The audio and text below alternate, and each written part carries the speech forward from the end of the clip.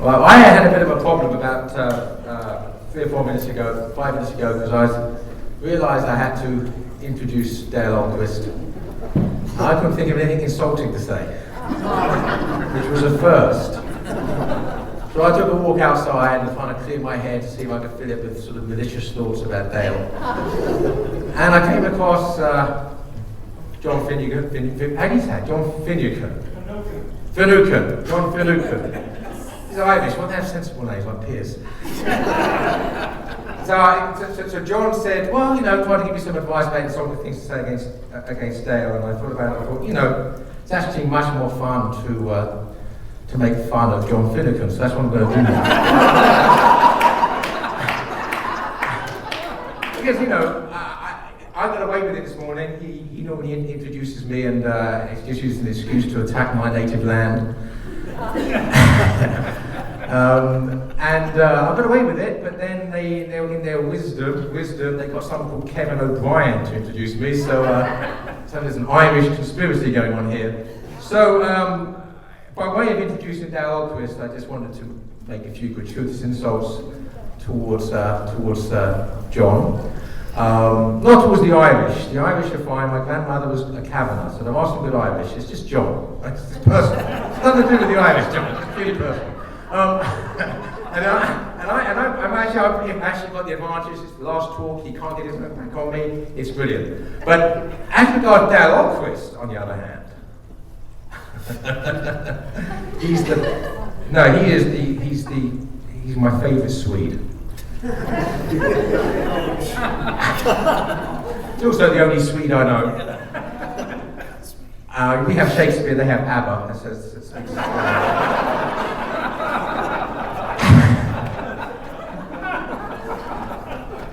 But seriously, that is a good, long-standing friend of mine, and he's an example, a bad one.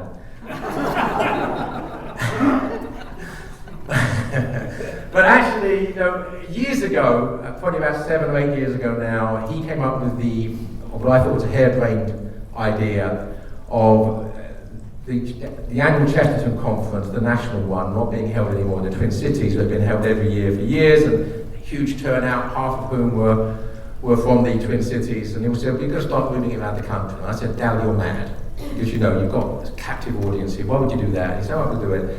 And so for the last 7 or 8 years, the national conference has been going around the country, going from success to success. He's proved right. I'm proved wrong. Good for my humility. John was happy with that. Thank you, John. And then more recently, about 5 years ago maybe, Dale announced he was going to start a high school, Chesterton Academy. And I thought, that's a harebrained scheme, that's mad.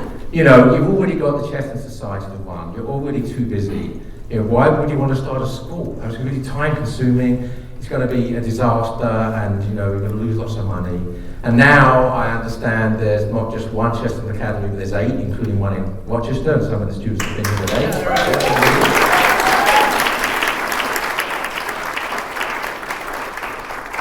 And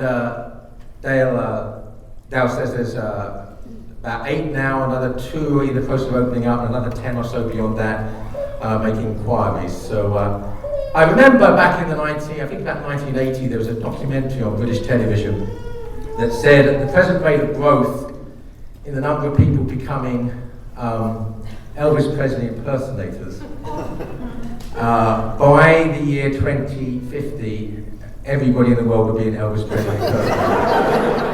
That's a curious thought, I must admit, that's a curious thought. But the way things are going, by the year 2050, every school in the country will be a Chesterton Academy. That would be a great thought. Dale.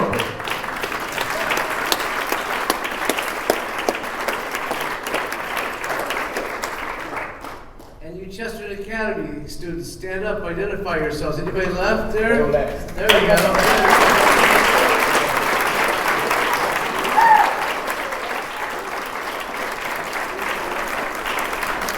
Thank you guys, God bless you. There were a few here earlier, right? but James Warren made him disappear. All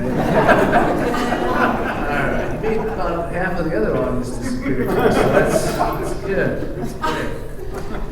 I'm really pleased and happy to be back here in Rochester. This annual event is just such a treasure, and I'm just so amazed this is the 12th one.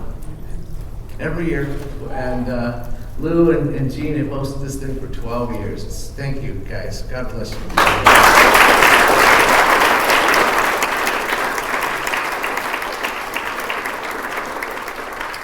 The amazing thing is that it gets to be a shorter and shorter amount of time between each one, even though they're the same weekend every year. How does that work? Well, these talks today have all fit together very nicely, which is so amazing because none of the speakers compared notes, but we had the theme that we were supposed to talk about, and that worked out very well. And I've noticed what this timer over here, I understand what it means now. It means absolutely nothing. I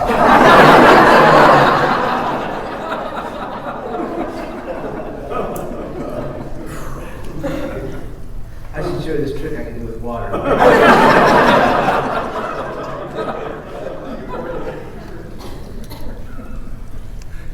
We can talk about the creed all we want, and we do, generally, most of us.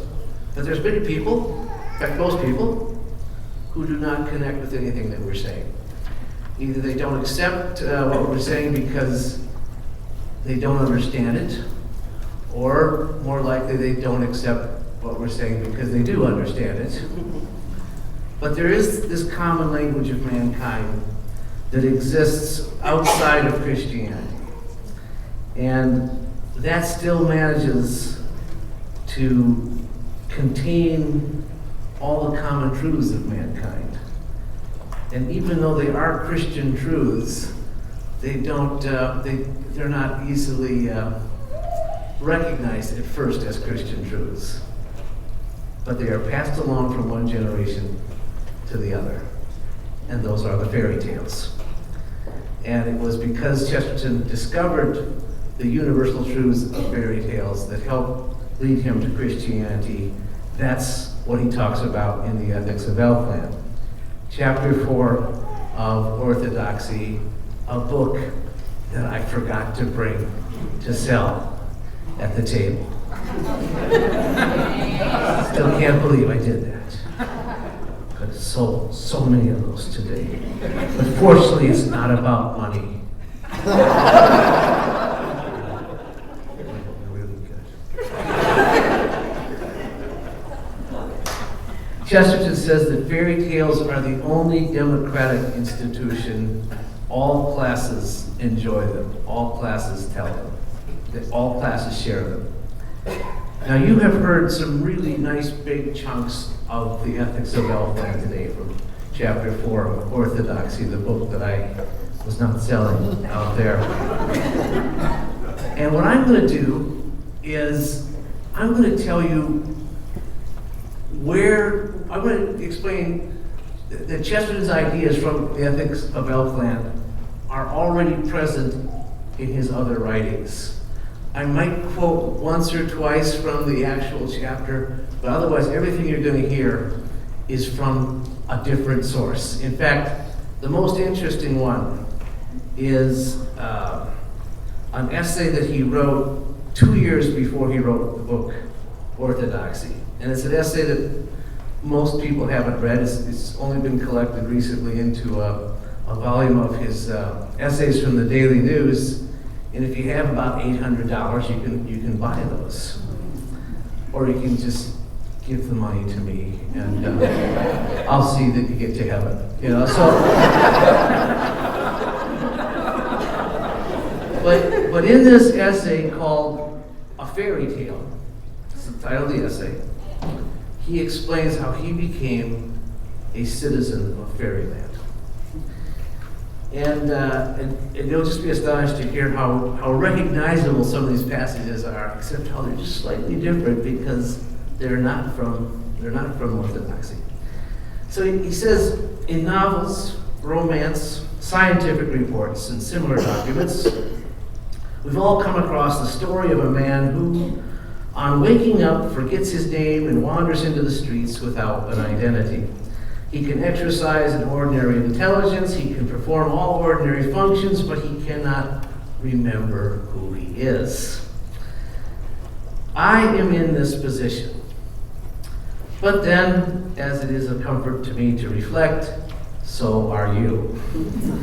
Every human being has forgotten who he is and where he came from. We are all blasted with the great obliteration of memory. None of us saw ourselves born. And if we had, it would not have cleared up the mystery. Parents are a delight, but they are not an explanation. The one thing that no man, however adventurous, can get behind is his own existence. The one thing that no man, however learned, can ever know is his own name. It is easier to comprehend the cosmos than to comprehend the ego. Self is more distant than any star, right?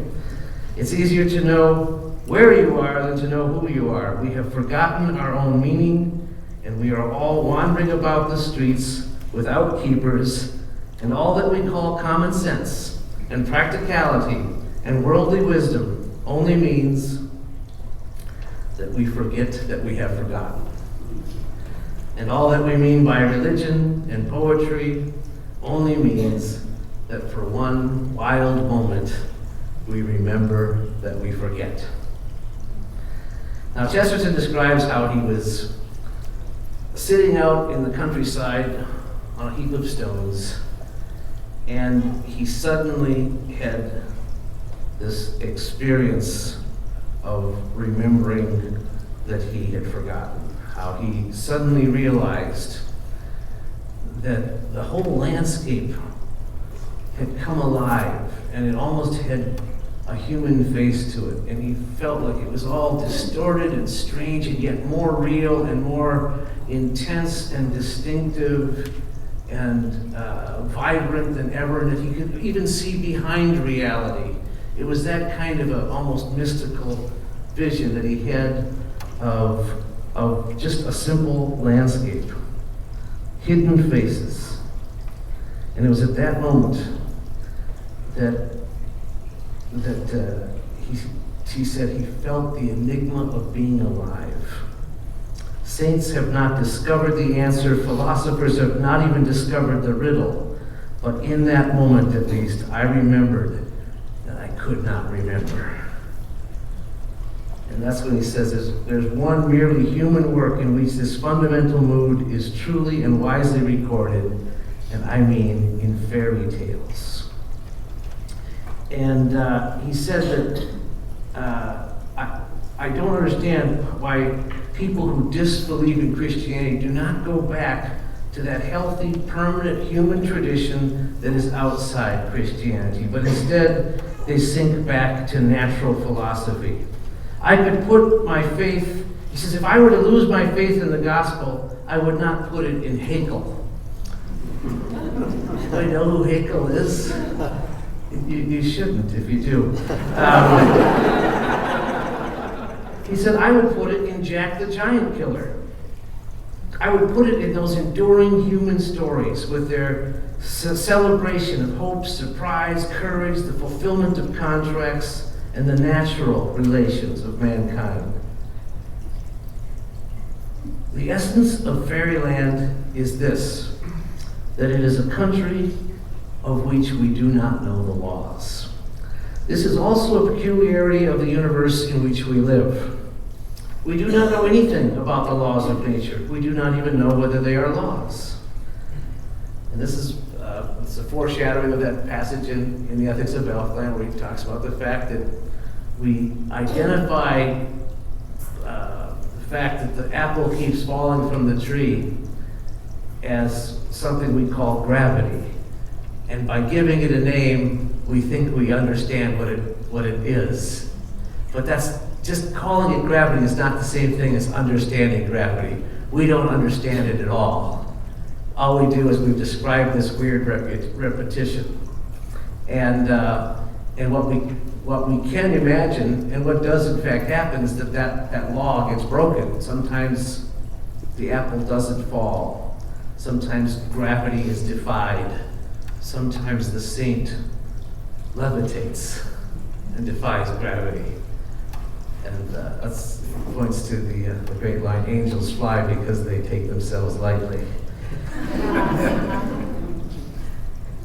All that we know about these things we call laws, all that we can do is to take first by faith from our parents and our aunts and our nurses, and afterwards by the very meager experiment during the miserably insufficient period of 70, the general proposition that there is some sort of strange connection, often repeated but still unexplained, between lighted gunpowder and a loud bang. And it's here that we may see the deep and sound philosophy of the fairy tale. The chemist says, mix these 3 substances and a bang will follow. The good wizard in the fairy tale says, eat those 3 apples and the giant's head will fall off. But the chemist talks in a particular tone and style which suggests that there is in abstract philosophy some sort of real and inevitable connection between the 3 substances and the bang. Sometimes he calls it a law, which means a thing that can be broken. But he always means that the mind sees a connection between the 2 things as the mind sees a connection between 4 and 8. And the mind does nothing of the sort. The fairy tale method is more philosophical. The wizard says, do this one extraordinary thing so that another totally different extraordinary thing will follow. I don't know why it does it. I don't even know that it always will.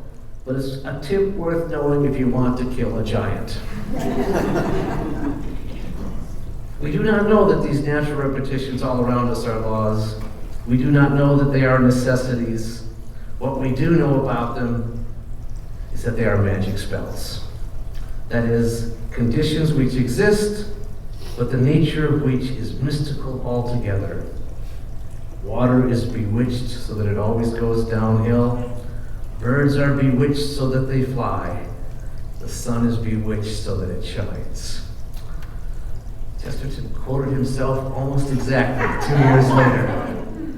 And so that's when after he had this revelation, he rose from this heap of stones and he realized that he had become a citizen of fairyland. And he said he grasped his walking stick like it were a sword, and he went out into the road looking for giants. And he was very disappointed that everyone he met was smaller than he was. As you know, Chesterton was the guy who said that he was the politest man in all of England because he could stand up on a bus and offer his seat to 3 women at one time.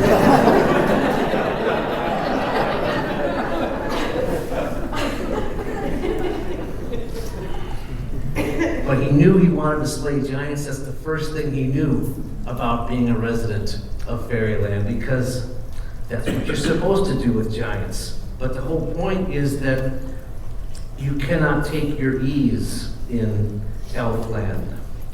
And happiness is dependent upon an object and a challenge.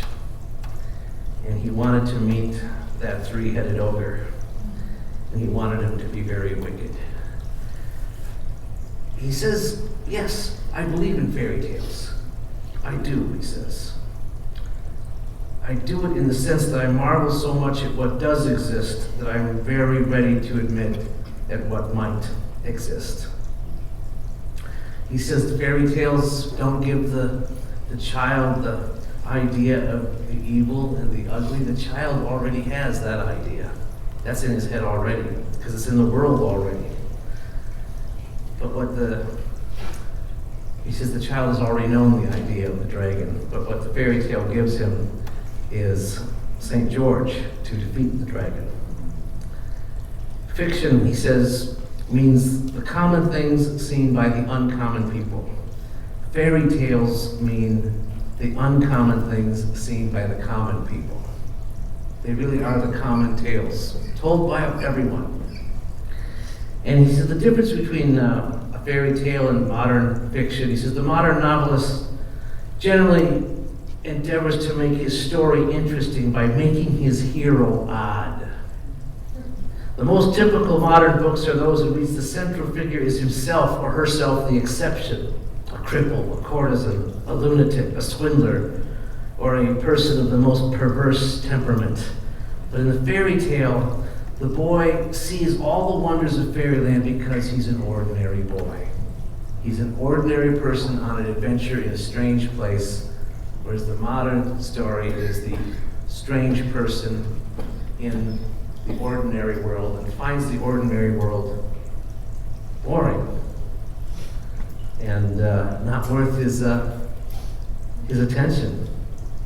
Chesterton says that in fairy tales, this fits right in with what our magician just did, the objects are mostly familiar. It's only the power that is mystical. A peasant has never seen a beanstalk grow into the sky, but he's seen a beanstalk and he's seen the sky.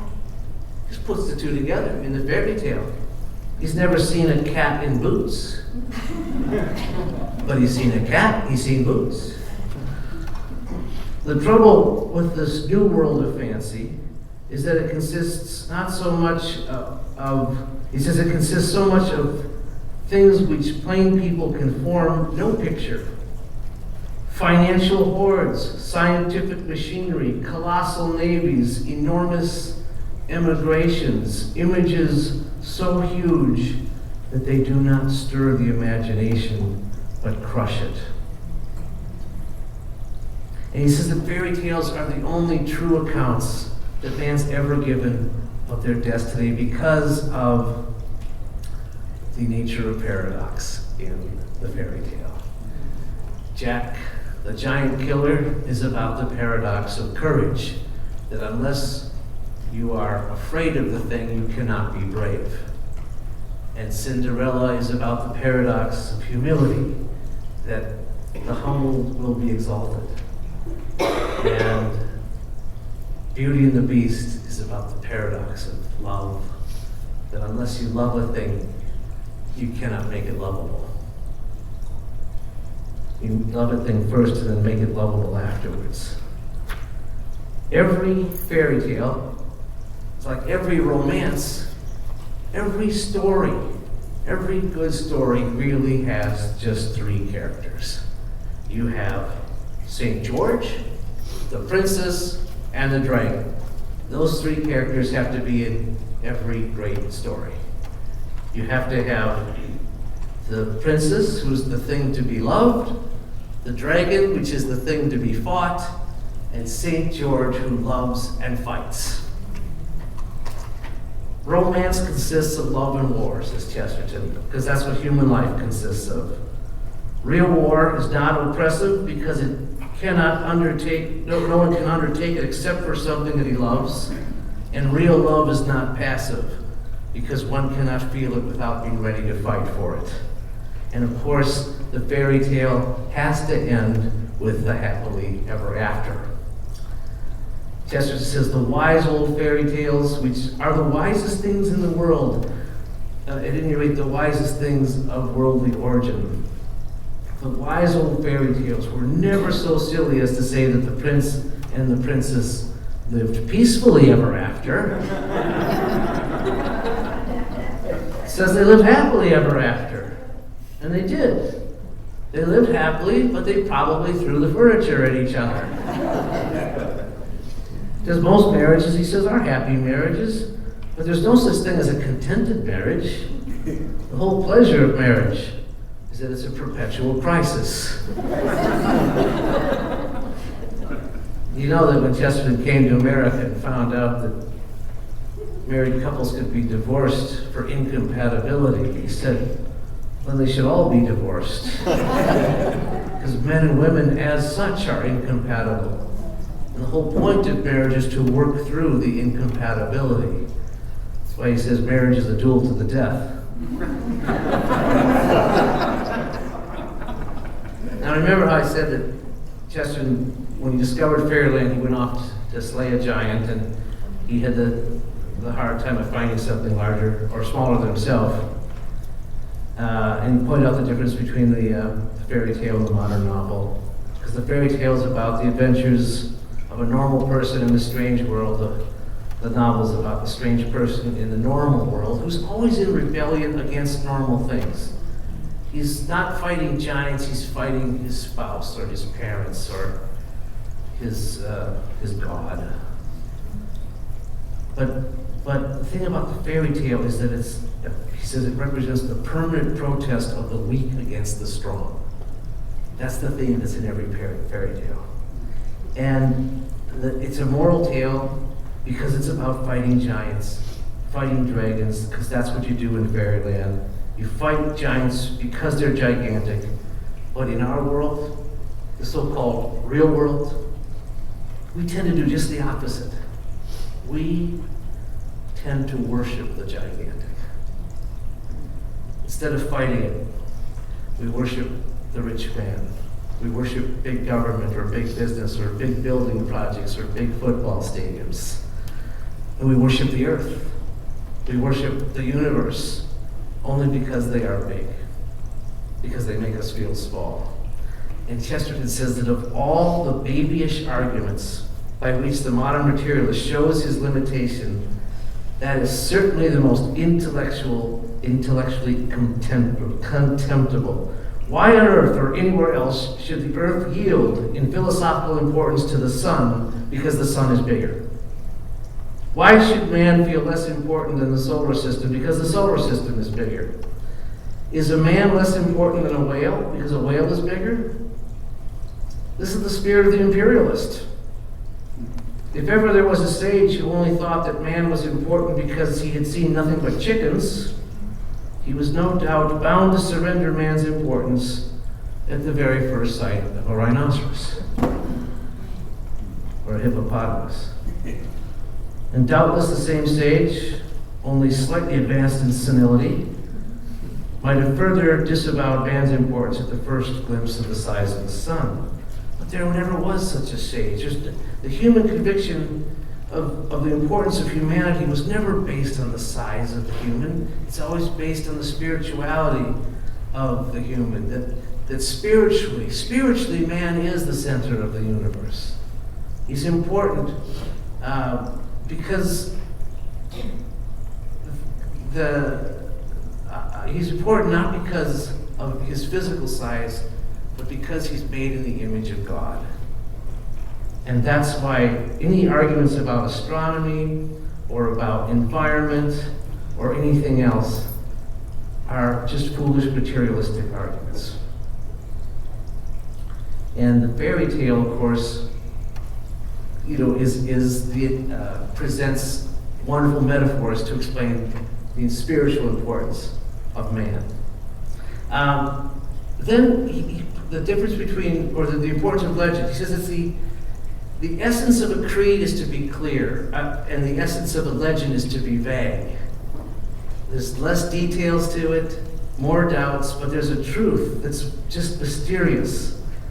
And that mystery somehow contains a truth. Chesterton calls it the soul in every legend.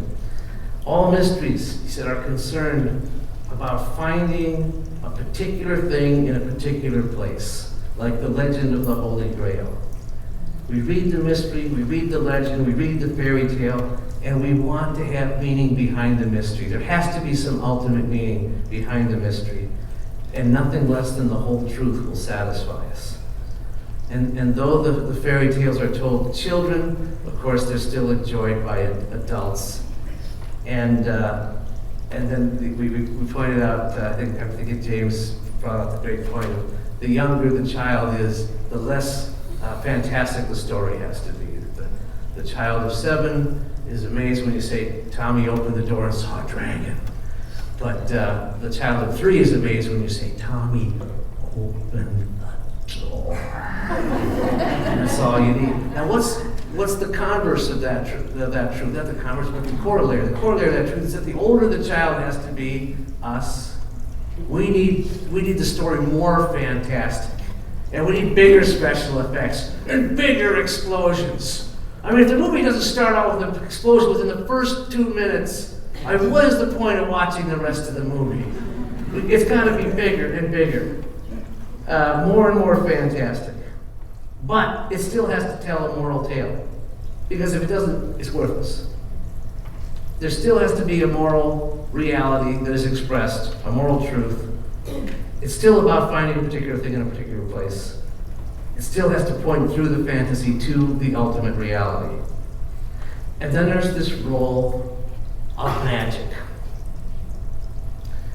Chesterton says, in one of those wise old fairy tales that come from nowhere and flourish everywhere, there is told a story of how a man came to own a small magic machine like a coffee mill, which would grind anything he wanted when he said one word, and it would stop when he said another.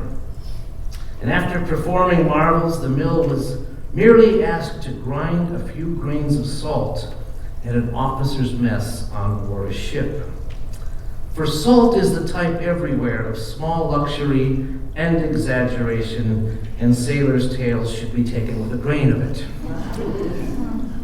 The man remembered the word that started the salt mill, and then could not remember the word to stop it. He remembered that he forgot. And the tall ship sank, laden and sparkling to the topmasts with salt like Arctic snows. But the mad mill was still grinding at the ocean bottom, where all the men lay drowned.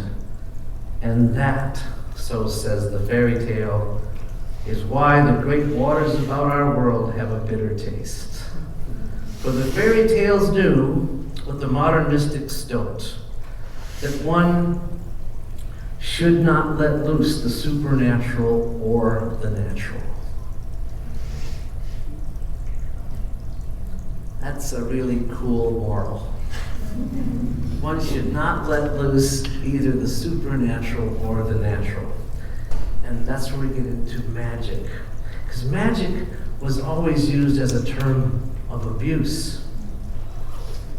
It was always a question of the abuse of preternatural powers by lower agents, using a power that they really were not entitled to, or that they were capable of using correctly or morally or truthfully. It was founded on the maxim, says Chesterton, that the devil is the ape of God, that magic was a monkey trick of imitation of the divine functions. So there's a use of preternatural powers that's an abuse, but there's also a use of supernatural powers that is clearly proper. The miracle is indeed called a marvel, a wonder. And the abuse of the supernatural magic usually comes in the form of a spell or an enchantment. And here, using those terms in their evil sense, because the spell or the enchantment usually is a type of slavery that is created, a type of captivity, of turning one thing into another thing that is not its proper use, it's not its proper form. All of Odysseus's men were turned into pigs. And the magician in this case is clearly an enemy. In contrast with this, Chesterton says, it'll be noted that the good miracles, the acts of the saints and the heroes, are always acts of restoration. They give the victim back his personality. And it's a normal, and it's not a supernormal personality. The miracle gives back his legs to the lame man, but it does not turn him into a large centipede. It gives eyes to the blind, but only a regular and respectable number of eyes.